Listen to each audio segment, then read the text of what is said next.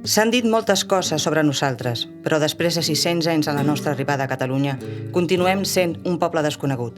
El poble gitano ha estat massa sovint invisibilitzat, silenciat i oblidat als llibres d'història. El poc que se n'ha dit, a més, sempre ha estat explicat per veus que no eren les nostres. Ara volem recuperar la nostra història, reconstruir-la des de les nostres mirades i contar-la amb les nostres pròpies veus. Vam sortir de l'Índia fa aproximadament un miler d'anys i ens vam dispersar en molt poques dècades. Tot i no saber ben bé els motius d'aquest èxode, la nostra presència arreu d'Europa és confirmada per nombrosos documents, entre els quals n'hi ha un que explica l'arribada a Perpinyà de Tomàs de Saba, fill d'Antoni de Saba de l'Índia. Aquest seria el primer gitano a trepitjar el territori català, el 26 de novembre de 1415, ara fa just 600 anys. Vam travessar els Pirineus com a pelegrins. El rei de la corona d'Aragó i els seus nobles ens van rebre amb grans honors i privilegis. Com que veníem de l'Egipte Menor, nom amb què eren conegudes diferents regions de l'actual Grècia, ens van anomenar egipcians i d'aquí el nostre nom, gitanos. Durant els primers anys van ser admirats per les nostres habilitats artesanes i en l'ofici de la metal·lúrgia.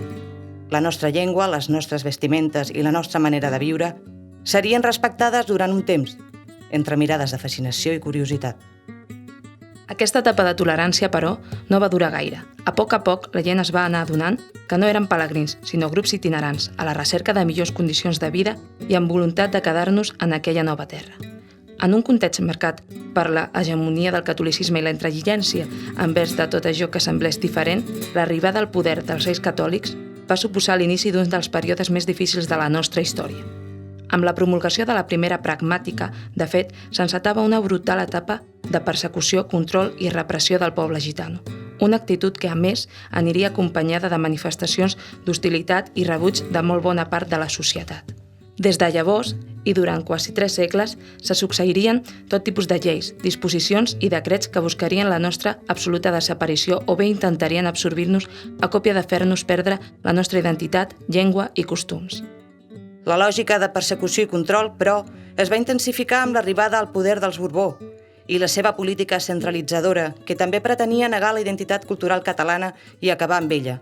Els intents d'extermini del poble gitano es posaren de manifest amb força al llarg del segle XVIII, amb accions com la Gran Batuda, l'Oberó Prestapent, que tenia la intenció explícita d'eliminar totes les persones gitanes. Aquest fet constituí el primer intent de genocidi per part d'un estat en època moderna.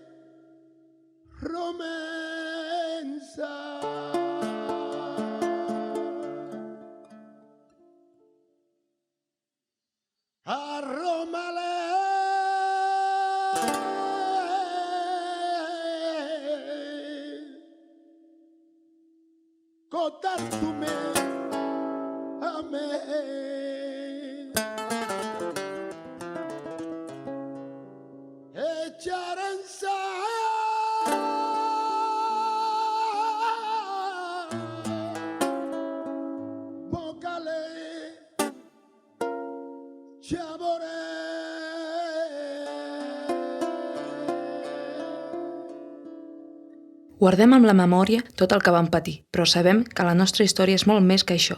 La ineficàcia tant de les mesures destinades a expulsar-nos com d'aquelles orientades a fer-nos perdre la nostra condició demostra la força de la nostra gent i de la nostra cultura. Hi ha qui diu que gràcies a aquesta enorme capacitat d'adaptació a qualsevol lloc i circumstància hem pogut sobreviure sense perdre les nostres arrels, com si fóssim joncs a la vora dels rius. A la vegada som un poble divers i plural, que ha aportat moltíssim a la cultura catalana. Durant segles hem mantingut en algunes zones la llengua catalana i l'hem enriquit amb nombrosos termes provinents del romanó. A més, hem fet aportacions fonamentals en diferents àmbits artístics. Alhora, hem estat inspiració de grans obres de la literatura i l'art, tot i que moltes vegades ens ha mostrat de forma estereotipada. La música i el ball han estat algunes de les formes d'expressió artística més representatives del nostre poble. Els nostres avis i àvies cantaven i ballaven la farruca, el sendó, les rondenyes, el cante per levante i el garrotín, nascut en el si de les famílies gitanes a Lleida fa més de 2 segles. Més endavant va sorgir la rumba catalana, una música mestissa originada a partir del protoflamenc que viatjà a Amèrica al llarg del segle XV. Aquesta música es fusionaria amb l'amalgama de sons antillans d'aquelles terres i posteriorment retornaria a la península. A Catalunya, a les mans de les gitanes i els gitanos catalans, aquesta barreja prendria la forma de rumba catalana, o cants d'ida i vuelta, cristal·litzant en les gitaneries de diverses ciutats. D'altra banda, el flamenc, fruit també de la fusió, ha estat una de les aportacions gitanes més reconegudes amb un fort arrelament a Catalunya. Les nostres contribucions, però, van anar molt més enllà de la música i l'art amb oficis imprescindibles per a la societat. Durant tants anys de persecució vam haver d'aprendre a sobreviure, creant alternatives de supervivència i llaços de solidaritat que persisteixen actualment. Tot i així, vam tenir un paper protagonista en la transformació dels oficis artesanals, com ara la cistelleria, la metal·lúrgia o l'orfebreria. Amb el temps, també vam arribar a l'expertesa en temes relacionats amb el tracte d'animals de càrrega, amb un bon reconeixement per part del conjunt de la població rural. Depenent del joc i de les oportunitats, ens vam dedicar a diferents oficis, entre d'altres, el comerç, l'agricultura, la construcció, com a guixaires o pintors, i la venda ambulant. Els nostres avantpassats van donar pas a diferents estils de vida. Algunes famílies que es van assentar van aconseguir ser propietàries de cases i terres que els permeteren enriquir-se. Altres, mogudes per la necessitat, hagueren de mantenir la vida itinerant, tot combinant les feines agràries amb el petit comerç. A les terres catalanes, però, a causa de les guerres que hi havia en aquell moment, ens vam assentar més tard que a la resta de la península. Malgrat tot, al segle XVIII, eren més d'1 miler de persones gitanes censades a Catalunya. Després de 5 segles de convivència entre la cultura gitana i la cultura catalana, es va anar configurant, diferencialment, el grup que avui anomenem gitanos catalans, integrat per famílies que tradicionalment ja vivien per tot Catalunya i per aquelles procedents d'altres zones i territoris de l'estat espanyol. Tots catalans i catalanes, amb el català o el castellà com a llengua materna, i tots calós, units per la identitat comuna gitana. El procés d'industrialització, però, va tornar a complicar la nostra situació. En una societat on començava a instal·lar-se la idea del treball assalariat, les feines artesanals que havíem après ja no eren tan necessàries i vam acabar fent oficis de baixa qualificació. Com sempre, el suport mutu va ser de vital importància per a nosaltres. Al mateix temps, se'ns va dificultar l'accés a les escoles, ja que alguns dels nostres oficis encara ens obligaven a viure de forma itinerant. Així, tot i que fins a inicis del segle XX el nivell educatiu de quasi tota la població era molt baix, la dificultat en l'escolarització marcaria la desigualtat entre la població paia majoritària i les persones del poble gitano, que continuarien patint una discriminació ben explícita. En aquesta mateixa època, la recerca de millors condicions de vida va provocar una emigració massiva de les zones rurals a les ciutats. Al llarg dels anys 50, Catalunya acollia una mitjana anual de 44.000 persones, tant gitanes com paies, provinents de diferents territoris de l'estat espanyol. Barcelona, però, principal destinatària d'aquesta onada migratòria, no estava preparada per acollir tanta gent. L'escassa sensibilitat política en temes d'habitatge social i la manca de recursos van fer créixer barris com el Camp de la Bota, el Somorrostro, Montjuïc o la Perona, que es van mantenir fins als anys 80. Paral·lelament, moltes famílies gitanes continuaven vivint als barris de Gràcia, Hostafrancs o al carrer de la Cera, així com a Lleida, Girona, Tarragona, Reus i molts altres pobles de Catalunya. Més enllà d'aquesta situació de precarietat, durant la dictadura franquista, els obstacles a què es va haver d'enfrontar el nostre poble superaven els de la resta. La Ley de Vagos y Maleantes, aprovada ja l'any 1933, serviria a la Guàrdia Civil per castigar-nos i controlar-nos. Se'ns va prohibir parlar la nostra llengua, considerada una llengua de delinqüents, alhora que s'intentava acabar amb els nostres costums. Tant aquestes lleis com els estereotips instal·lats a la societat continuarien fent difícil el nostre accés al mercat laboral i a qualsevol àrea de l'esfera pública. Malgrat tot, quan hem tingut una mínima oportunitat, hem decidit exercir feines i professions ben diverses i en igualtat de condicions amb la població paia. A partir dels anys 60, com moltes ciutadanes i ciutadans, ens vam començar a organitzar i a crear entitats amb l'objectiu de cercar solucions a les mancances viscudes per moltes famílies gitanes, així com per visibilitzar i reconèixer el poble gitano. Naixia així un moviment associatiu del poble gitano ja durant l'època franquista que, tot i estar sota l'aixopluc de l'Església Catòlica en els seus orígens, es va fer autònom i va ser impulsat per la mateixa comunitat gitana amb l'arribada de la democràcia. A Catalunya, gràcies a aquestes iniciatives socials i a moltes persones que van dedicar la seva vida i els seus esforços a aquesta tasca, es van promoure accions culturals i veïnals, així com projectes educatius i laborals als barris i zones amb més dificultats. En els darrers anys, moltes entitats segueixen desenvolupant projectes culturals de reconeixement del poble gitano per fomentar l'escolarització i la continuïtat en els estudis i la inserció laboral. Així mateix, no podem deixar d'esmentar l'important paper que hem desenvolupat les dones gitanes al llarg de la història del nostre poble. Hem ocupat un lloc clau dins la família i la nostra comunitat. Hem estat les transmissores i les màximes garants dels valors, la cultura i la memòria gitanos.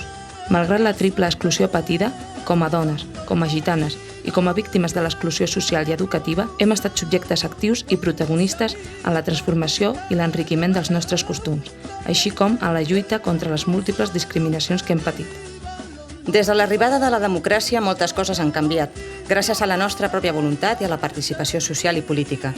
Les institucions catalanes han estat capdavanteres en el reconeixement del poble gitano, un reconeixement que després s'estendria a l'estat espanyol i fins i tot al Parlament Europeu, que el 15 d'abril de 2014 reconeixia per fi el Samudaripen.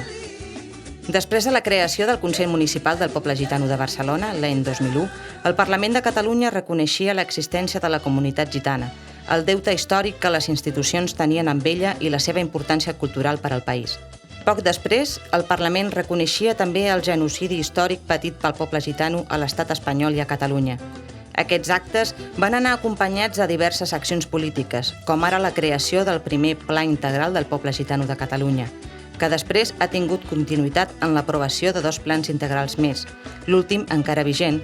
Mentrestant, ja estem preparant el quart, en el qual la mateixa comunitat gitana exercirà, un cop més, el dret a decidir les polítiques públiques per al seu apoderament. Som un poble sense terra, un poble dins d'un país, transnacional i sense fronteres. Tenim una llengua pròpia, el romaní, i a més parlem el caló.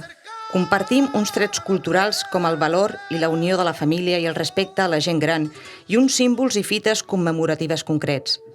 Però el nostre sentit de pertinença és, sobretot, una actitud de vida, una manera d'estar, una emotivitat i un compromís ètic que ens vincula amb el nostre passat i amb la nostra gent.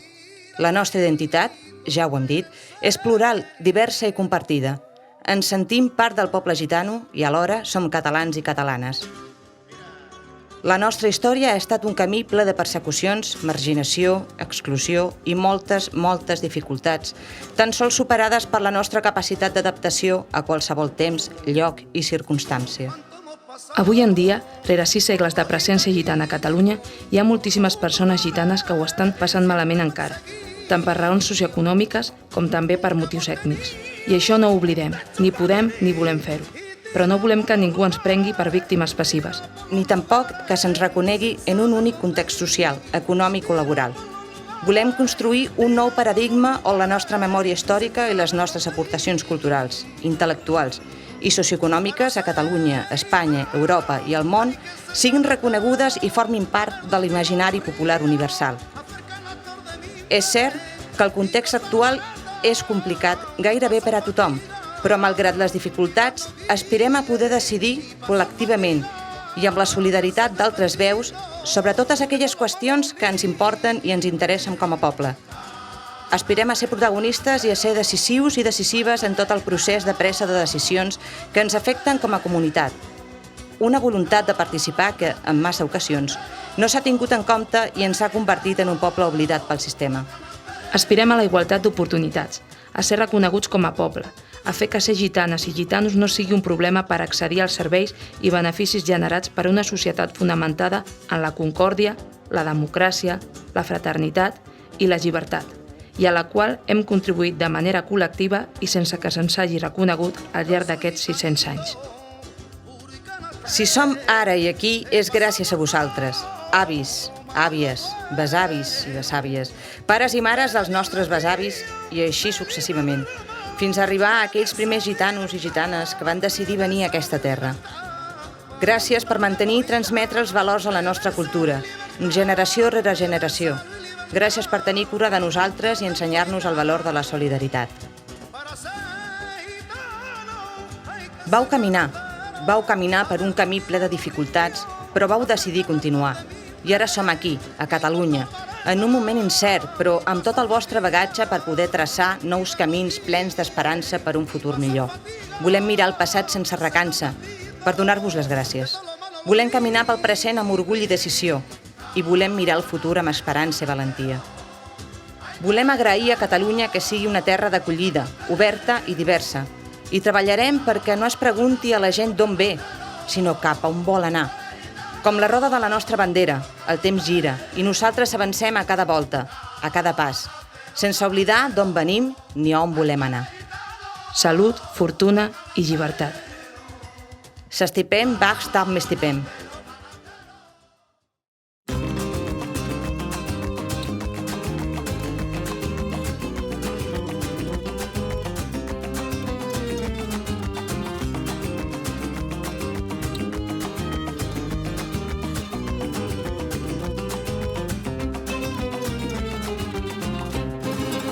El 425 arribem a Perpinyau en carros i cavalls. A Catalunya ens varen quedar des d'aquell moment i sense fer mal a ningú.